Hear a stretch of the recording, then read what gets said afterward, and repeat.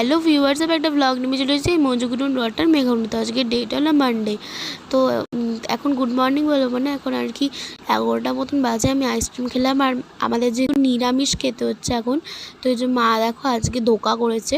তো আজকে আমাদের লাঞ্চে ছিল ভাত, পটল পোস্ত, আর ছিল ধোকার তরকারি, আর ছিল আমের চাটনি।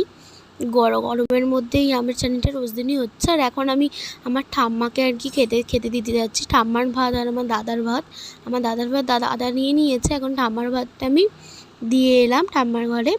তারপরে এখানে দেখো দাদাকে একটু ভিডিও করছি বলে পুরো ছুটে পালালো। কি অবস্থা, এনিমিই করে ভিডিও করলে সব সময়। তারপরে এখন বিকেল ওই 4টে মতন বাজে।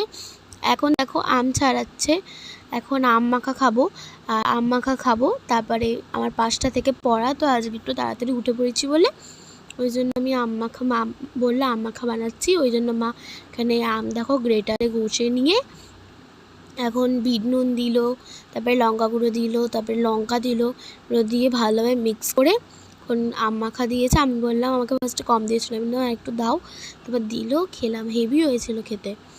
তারপরে আম মাখা খাওয়ার পর একটু পরে আবার আইসক্রিম খেলাম। আমি কর্নেটো খেলাম আর মা টুকটুকি পেপসি খেলো। তারপরে আমাদের আজকে ডিনার ছিল পরোটা আর কাবলি ছোলা। তো ভিডিওটা যদি ভালো লাগে লাইক কমেন্ট সাবস্ক্রাইব করবে। টাটা।